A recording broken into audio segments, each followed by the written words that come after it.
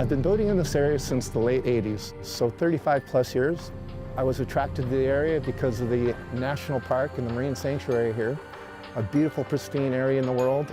Because it's protected, the wildlife flourishes. The kelp forest is just really unique. It harbors over 1,000 species of fish and animals. The national marine sanctuaries around the country are federally protected ocean areas because of the rich natural and cultural resources found in those ocean areas. I am Sean Hastings, the Resource Protection Coordinator with NOAA's Channel Island National Marine Sanctuary. We're protecting whales, dolphins, seals, and sea lions, over 60 species of seabirds, and incredible rich habitats such as kelp forests, seagrass beds, deep water corals. If your vessel unfortunately goes aground or sinks in a national marine sanctuary, first and foremost, the U.S. Coast Guard gets involved to protect life and property. The Coast Guard is the first responder to make sure that the captain and crew are safely pulled out of the water or off the beach or off the islands and get to safe ground.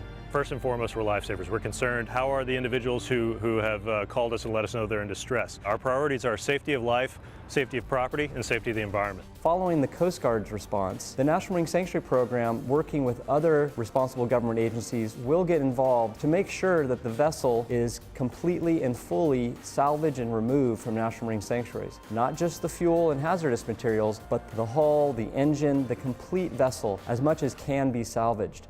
This protects the National Marine Sanctuary environment, it keeps the environment clean, and it makes for a more inviting and beautiful place for people to visit in the future.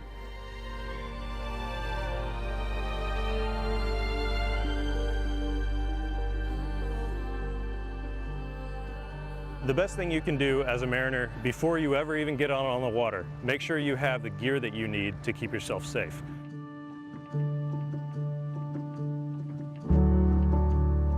My name is Darren Lampert, and I'm the General Manager of Network Out of Body.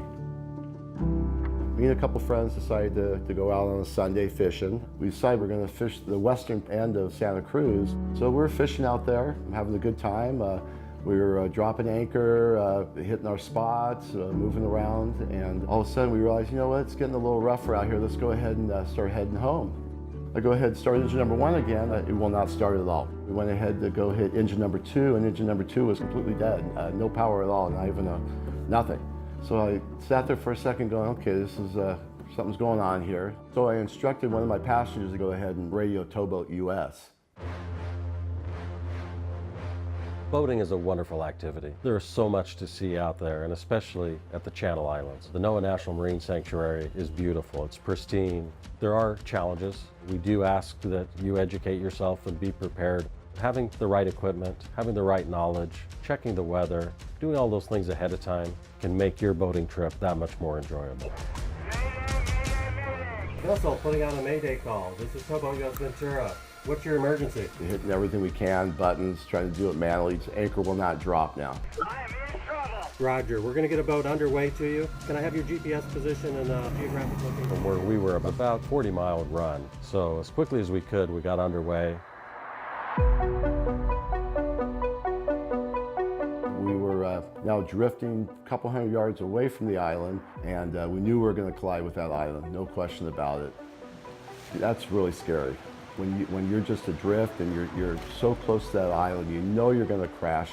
Every 30 seconds, that swell's taking you out, it's pushing you back on the island. It automatically sounds like you're getting in an accident in the car, and it's quite unnerving, to be quite honest with you. Not something I ever want to experience again. If you're going to boat out at the islands or anywhere along the coast offshore, you need to be prepared to handle something that may go wrong. Without an idea of what happens out there, it's really easy to get caught off guard. It doesn't matter how big your boat is, it's the quickness and the steepness to the chop can offset the way the boat reacts to the swells and can put anybody at any skill level into major trouble. My name is Andy Perry. I've been fishing in the Pacific around California my whole life. Santa Barbara Channel Islands are definitely a unique feature in all of the Pacific and causes hazardous conditions to be unaware.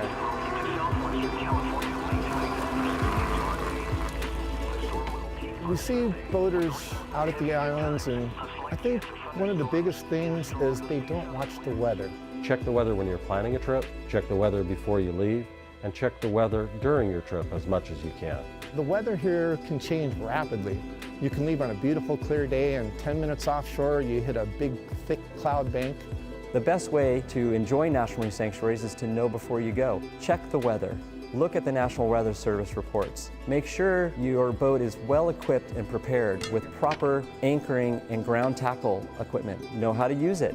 Make sure your marine band radio is working. I'm at anchor near shore, but I can't get my engine started. Roger that, Captain. Good copy. Let me have you switch your Where are your personal flotation devices? How do you put them on? Make sure you and your crew have a plan on where you're going, what your intentions are for the day, and what to do should you find yourself in an emergency. Roger that, Captain. No problem. We're going to go ahead and dispatch a boat. If you break down offshore, it can cost thousands of dollars to get home. Having a towing membership gives you the mindset to have a great day out there. You have insurance on your house, you have insurance on your car, you have roadside assistance to take care of all the things that can go wrong. You need to do the same thing with your boat.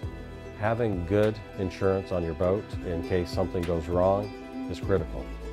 You know, as far as what happened to the boat, we lost power. The only thing that was really working for us was our electronics, thank God. But as far as why the engines wouldn't start, we really never found out why. One of the things that we strongly push in the Coast Guard is boating safety classes.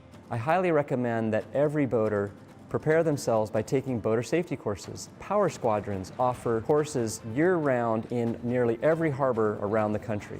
These courses provide hands-on experience to boaters so they're better prepared when they go enjoy the National Marine Sanctuaries.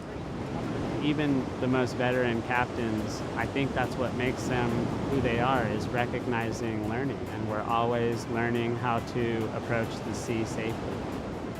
I don't have a lot of time, so the online learning has been really great and convenient.